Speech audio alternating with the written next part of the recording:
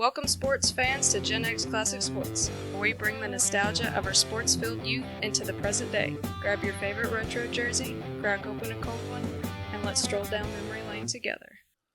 Welcome back, everyone, to GenX Classic Sports. I'm your host, Sean Enos, and we're back talking some more basketball today, and I've got a good one if you're a Gen Xer that you remember. It's a tragedy, and I don't like, reporting on tragedies very often, but this guy was a special case in my opinion, and we need to talk about him.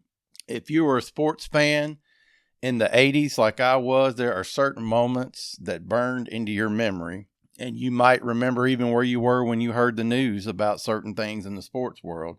Not necessarily in this case, though, because this wasn't about a game-winning shot. This wasn't about a parade. This wasn't about a championship ring, but this was maybe a phone call you got from somebody, a TV bulletin, or a headline. In my case, the headline probably the very next morning in the newspaper.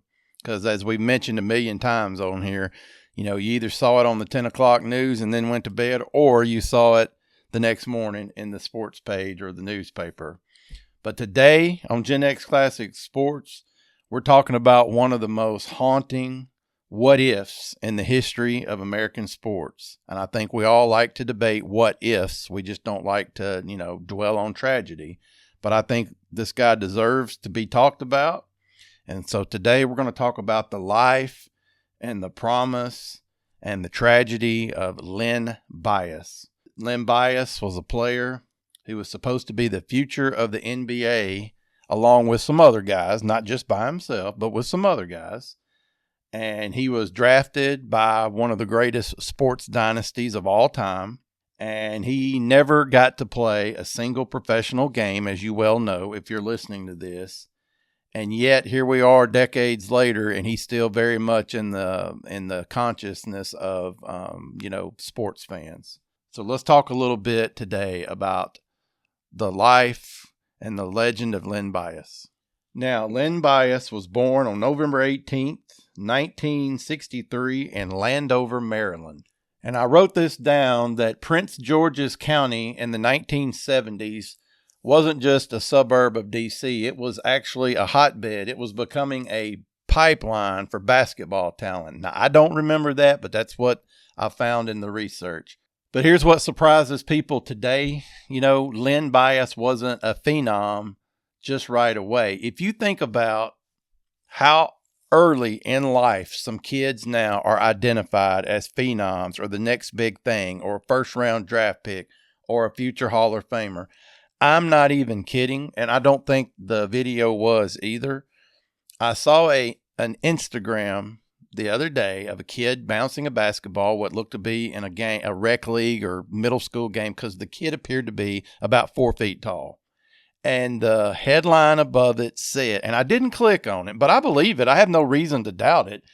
The headline said, #1 ranked 4th grader in America. Now, that could have just been his uncle being funny, but I doubt it. I mean, I don't doubt at all that we have rankings that go all the way down to elementary school at this point in our world, how crazy we are about always finding and anointing the next big thing. But so here's what will surprise people today is that Lenny Bias wasn't that kid. He wasn't that phenom at 10 years old or whatever.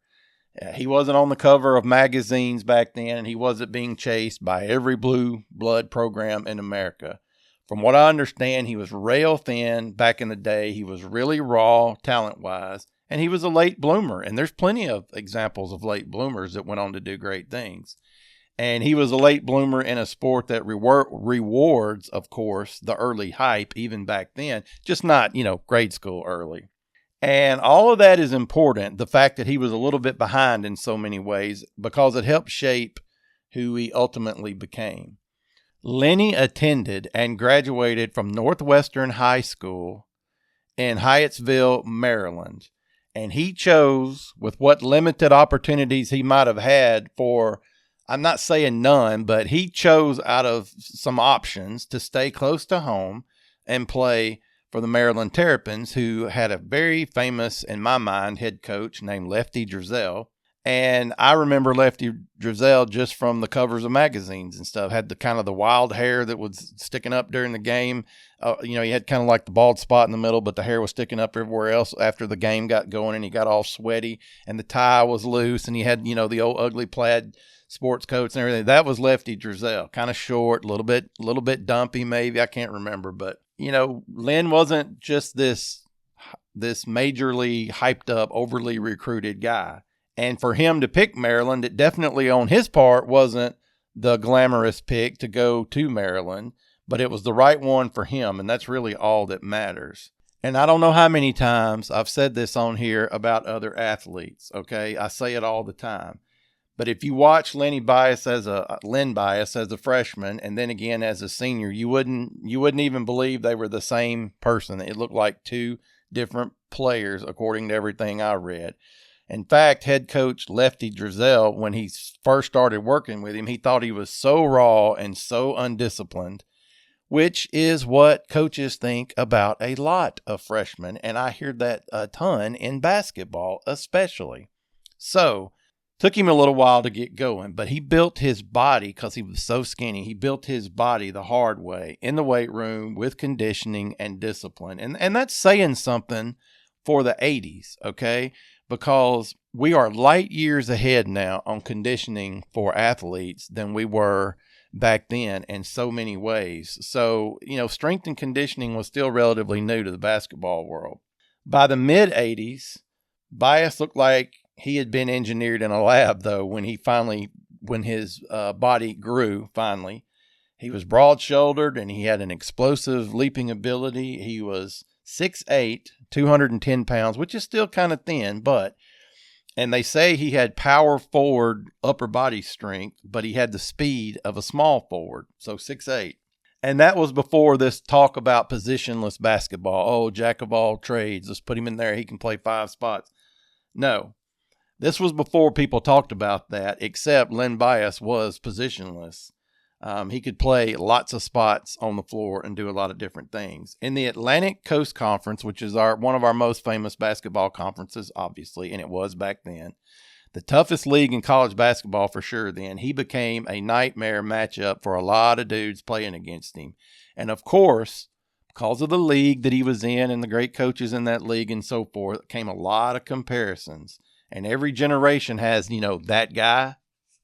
And so, my dear Gen Xers, that guy and our generation, depending on who you talk to, of course, there's some haters out there, but I'm gonna be on the side of what the research said here. And during the 80s in the ACC, that guy was Michael Jordan when he was there.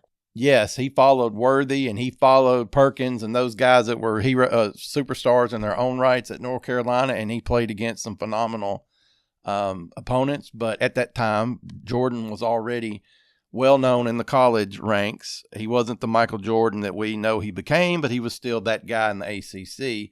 And Len Bias, why do I keep calling him Lenny? Len Bias was not scared of him at all, and he went right after him. He challenged him, guarding him, scoring on him, dunking on him, whatever he could do, right? And Jordan himself has said that Bias was one of the few players who could physically match him with quickness and all the different things. And that's not hype. That's stuff that I've read. Okay. So that's pretty high praise in itself. And so by his junior year, Len Bias wasn't just good. He was pretty dominant, and he led the ACC in scoring as a junior. Now, he ended up being a 2-time ACC Player of the Year in 85 and 86. He averaged over 23 points a game as a senior, and he carried Maryland, who had a good coach, to national relevance, of course. He was on 2 different All-American teams. He was known for his leaping ability, his stature, his ability to make something out of nothing with the basketball.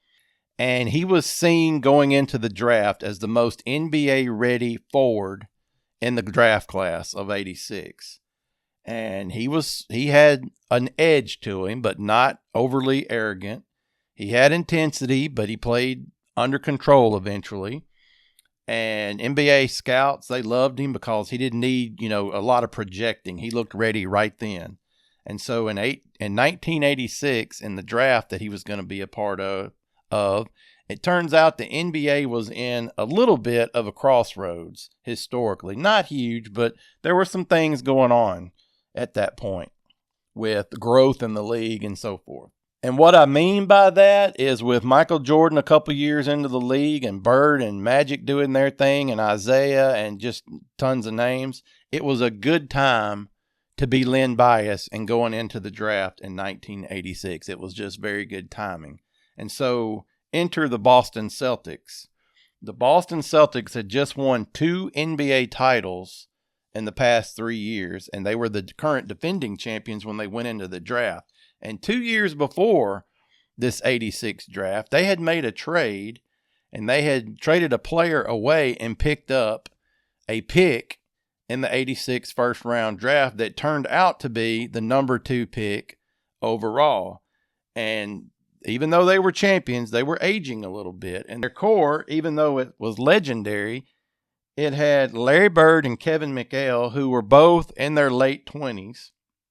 And it had Robert Parrish and Dennis Johnson, who were both already in their 30s. So by professional sports standards, you got 2 or 3 guys in their 30s, you're starting to get a little older. So they could use an injection of this kind of young athleticism for sure. So Boston needed that bridge guy, that pick, that bridge to the future.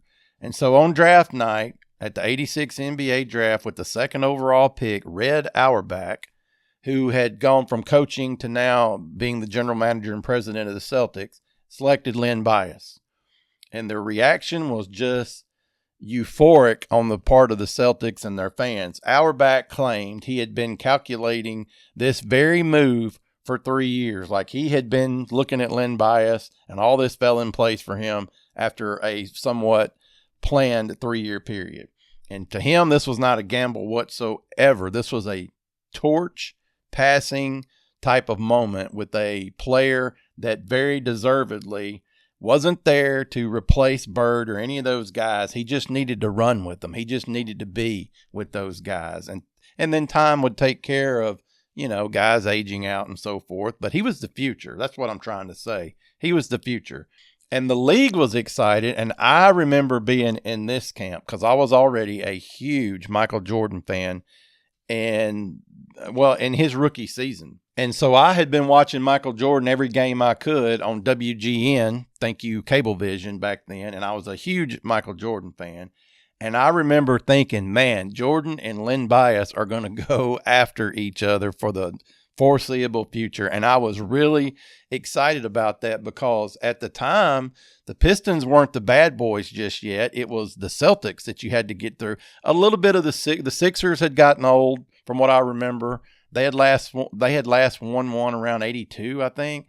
And so the Celtics kind of came in, and then the Pistons were coming later. But I thought, man, the Celtics with Bird and all these guys, and then Len Bias, this is going to be rough on Jordan. It's going to be a great rivalry, but it's going to be rough on Jordan trying to break through to the NBA Finals out of that Eastern Conference. And as it turns out, it was rough enough as it was. So the rivalry with Jordan and the Bulls, man, it was ready to explode and go nuclear. And the NBA could not have been more happy about it, and neither could the Celtics fans and just the NBA fans in general. So let's pause a little and say that when you strip away the tragedy that we're going to talk about and just look at the numbers, Len Bias wasn't a what-if type of guy with that kind of hype. He was a what-if because the production in college, at least, had already been there. So let's pause and set the stage with some real numbers behind what Len Bias did. And to understand the tragedy of what unfolded, you need to understand what this phenomenal player had already accomplished. So according to the research at Northwestern High School in Hyattsville, Maryland, he was definitely a late bloomer, but he was a local standout there. And by the time he was done, his high school was a really powerful program. And he averaged, I can't remember the exact number, but I wrote down 22 to 20, somewhere between 22, 24 points per game as a senior, which is what got him on the map because of his being a late bloomer. That's what got him on the map recruiting-wise. He was named All-Metro and All-State honors there in Maryland, which had a lot of basketball talent. but he wasn't heavily recruited by the Blue Bloods. I mean, yeah, you got a kid with that kind of height scoring 23 points a game or whatever, but he still wasn't, this nationwide phenom. And he was considered athletic and raw, but he needed to put on some weight. And so that's probably why that in the proximity is probably why he ended up at Maryland. That might have been truly one of the main, at least he's playing in the Premier Conference at the time and had a good coach and so forth. So this was obviously before the AAU hype machine and the mixtapes on social media and rankings from every website known to man about who's the best in the state and all that kind of stuff. He was a really talented local kid, and he chose to stay close to home. Now, at Maryland, let's talk a little bit about how his career progressed at Maryland. His freshman season was in 82-83. He only averaged 7 points per game. Remember, he's building his body up, learning how to be a college player. 3 rebounds per game, limited role off the bench, very athletic, but very inconsistent. And like I keep saying, raw and a little undisciplined. He had to earn everything he got. In his sophomore season, he averaged 11 points per game, 4.5 rebounds per game, and he began starting on a regular basis. And he showed flashes of dominance, especially in the transition game because he was so athletic. So this is when some scouts at some schools started kind of, paying attention to what was going on with Maryland. His junior season, we're up to 18.9 points per game and 6.8 rebounds, and he was named the ACC Player of the Year, first team All ACC. And then he started getting national recognition as an elite NBA prospect. And this is where the leap really happened. He wasn't just good because at times that season he'd been unstoppable. And that brings us to his senior season of 1985 and 1986. He jumped up to 23 points per game scoring, 7 rebounds per game. He shot around 55% from the field. He was again named the ACC Player of the Year, back-to-back ACC Player of the Year, and a consensus first-team All-American. And if you're a stat head and you care, that all averages out between 82 and 86 in his 4 full seasons at Maryland. That steady improvement on the numbers that we talk about ended up being, for a career, 16 points per game, 5.7 rebounds per game, shot around 54% from the field. He played in 114 career games, and he was not the top scorer in Maryland history, but he was in the top tier of scorers in Maryland history. And so the bottom line to that, especially his senior year, was that Bias averaged 23 points per game in the ACC when the conference was absolutely loaded with future NBA, not only NBA players, but future Hall of Famers. So, yeah, he was pretty dominant around some really good players. So he frequently also drew the toughest defensive assignment, and yet he still scored. So, that's pretty good conditioning. He was known for a great first step. He was vicious dunking the ball on the break. He could finish, and he had gotten super strong in his upper body by then, from what I've gathered. And he famously matched up with Michael Jordan his first couple of years and held his own. Jordan's Tar Heels, they played 4 times. Jordan and them won 3 of them against Maryland in the 2 years that they overlapped. So two games per year. And Carolina was 3-1. But Maryland often ran their late game offense through Bias, and they trusted him to finish games. And so this was before the 3-point shot dominated, offensive basketball in college. So Bias did all of his damage inside and mid-range and finishing on the break. So he improved every season, and he dominated in the toughest conference in America. Those are kind of like the bulleted items for that. And he carried his team on his specific team without a lot of NBA talent actually around. And if you add all of that up, the NBA scouts said they weren't just guessing. They knew Len Bias was special. So that's what you read. So now let's turn to the part that's, just tough to talk about. Okay. On draft night at the 1986 NBA draft, of course, I've already told you, he got picked second overall by Red Auerbach and the Celtics. Okay, this was June 17th, 1986. And he and his dad, Len and his dad, went up to Boston the very next day for all the publicity and press things that even back then, rookies would fly into town immediately and they'd do a million interviews and they'd get their pictures made and all this kind of stuff, meet with the local media, all those kinds of things. And he was really excited because he knew the NBA, now, the NBA didn't make the money they do now, but he had also brokered a multi-million-dollar shoe deal with somebody. I can't remember which brand. It wasn't Nike, Adidas or Reebok or somebody. So he had a shoe deal that was going to make him some good money as well. So he was very, very happy and excited, as he should be, and so was his whole family. But just 2 days later, man, that's all it took.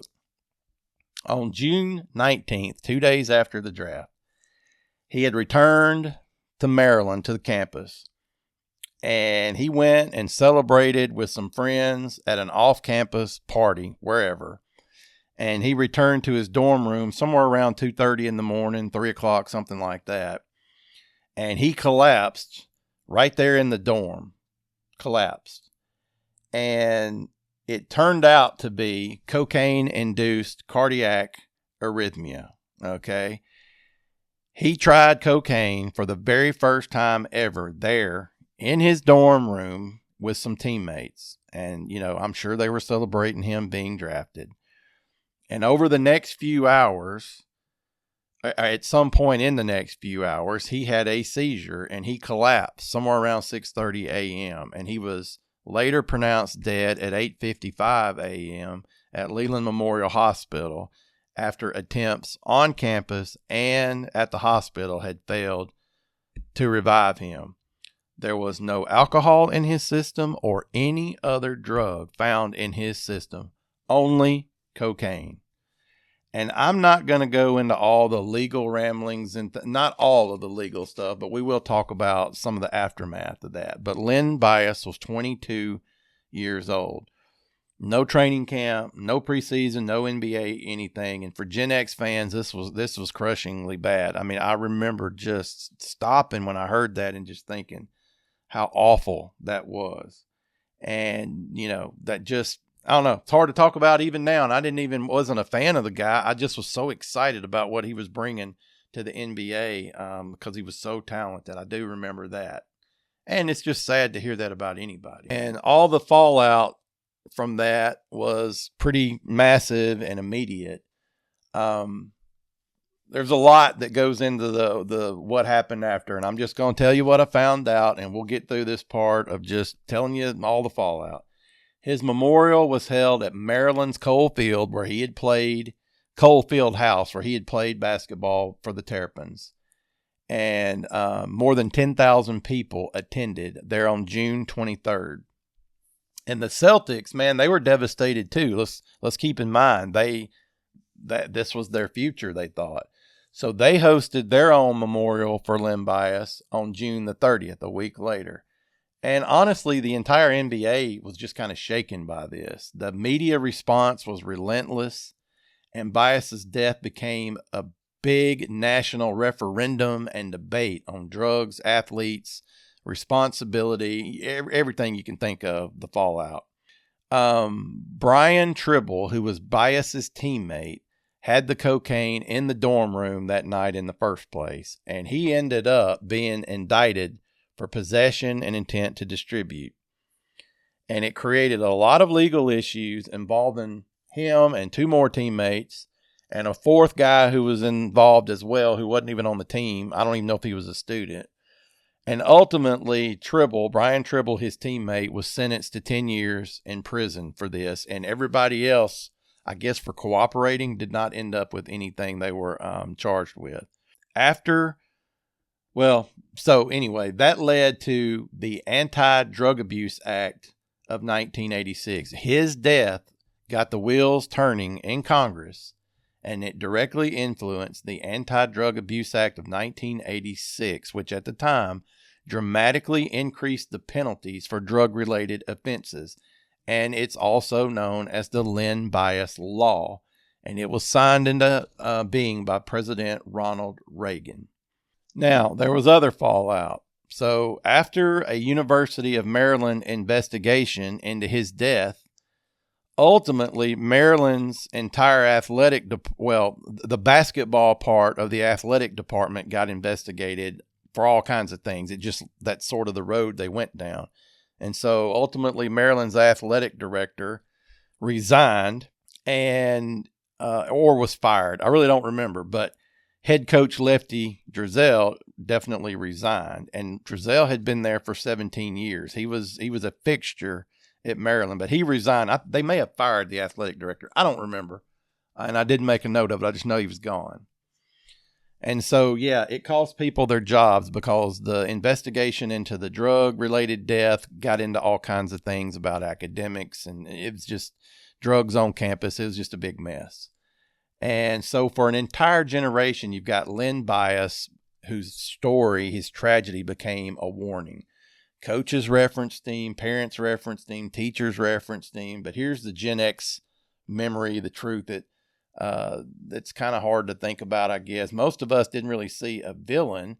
I mean, I think if you have any heart at all, you see him as just a guy that made a mistake, a tragic mistake, and paid the ultimate price for it. I mean, we've all been young and do really stupid things.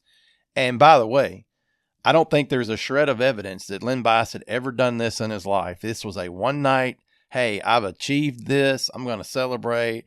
And that was the only night he took cocaine and it killed him. That is my understanding of the story. Okay. Maryland ended up retiring his jersey. A statue now stands there in his honor. And the real legacy are kind of the unanswered questions. Would Bias have been a Hall of Famer? These are the things people can debate all the time. Would he have been in the Hall of Fame? Could Boston have extended its dynasties much later into the late 80s and 90s with such a shot of youth on their team? Would the Jordan and Bias rivalry would it have defined the NBA going forward? There's all kinds of questions about that. Speaking specifically about the basketball and the Jordan and Bias, I don't really get the comparison for this reason. It's an apples to oranges comparison, and I kind of hate those in sports. It's really an apples to oranges situation. Bias was technically a small forward, and Jordan was a guard, okay? Not really sure if many actual head-to-head matchups would have occurred in the all man-to-man defense of the NBA. To me, this is just me because I was a huge Bull fan, and I'm not lying when I said I watched 90% of their games for many, many years. To me, Pippen would have been the guy guarding Bias and vice versa in a lot of their games. Pippen was actually the Bulls player who matched up because Pippen had a lot in common with Bias, with the long arms and the strength and the size and the wingspan and all that. Pippen was more of Bias's matchup to me. That's just to me. Maybe Bias would have guarded Jordan no matter what, but I'm not sure Jordan would have necessarily guarded him every night. Maybe I'm crazy, but to me that was more of a Pippen thing. That's just my take on it. I would have thought Pippen would have been the guy on him pre-zone defense. I would have thought Pippen would have been the guy running around after Len Bias all night. Or maybe they would have shared it. Who knows? But regardless, the Bulls and Celtics rivalry would have been something to watch over the years, man, and we'll never know. And that's why this story really haunts people, because it's not about failure. Really, it's not about a failure. It's about lost potential, man, and those are tragedies. So let me just give you one more very quick outline of some of Len's achievements. Two-time ACC Player of the Year, 85-86. Consensus first-team All-American, 86, recognized nationally, of course. First-team All-ACC, 85 and 86. Second-team All-ACC, 84. Maryland Terrapins all-time great with 1,822 points, ranked up at the top of their historical scorers. Jersey number 34, retired by Maryland. And a statue, an annual memorial recognition there at the University of Maryland. And he was voted into the NCAA Basketball Hall of Fame in 2021. Very fitting, of course. And, just for the NBA, all you can say is that he was the second overall pick in 1986. And it escapes me right now who the number one pick would have been. I'm not really sure. I should have looked that up, but I didn't. And so for Gen X fans, man, Len Bias represents something, a little deeper than basketball. He represents how fast things can change and how promise doesn't guarantee tomorrow, and how our heroes are still human beings. That's the tough one, right? That they make mistakes just like we do. And his career may not have ever really began, but his impact never ended. And that's really something special to say about somebody. And so 40 years later, we still think about Len Bias when we talk about the NBA. And I hope you've enjoyed the last 30 minutes of shining a light on Len Bias and what he managed to achieve, and just talking a little bit about some of the what ifs with Len Bias and his career and life going forward. And I hope you've enjoyed that. And some of these stories, man, they're not about what happens necessarily on the court or on the field. Every now and then we have to talk about what could have been. And I think that's some of the most fun, discussions we can have. So there you go. Len Bias, great college basketball player. And if you enjoyed this half hour about Len Bias and what we've talked about, hey, give us a like, give us a comment, tell somebody about us. Let's get those numbers up and get out there for more people our age that enjoy these things to hear about. And hey, I'll be back in a week with a little bit more basketball content because we're in the middle of basketball season. And so I'll talk to you again in a week. This has been Sean Enos for GenX Classic Sports. Thank you for joining us on GenX Classic Sports, where nostalgia meets the thrill of the game. Tune in next time for more insightful discussions and memorable moments, brought to you by Pine Street Productions. Until then, stay passionate about sports and keep the memories alive.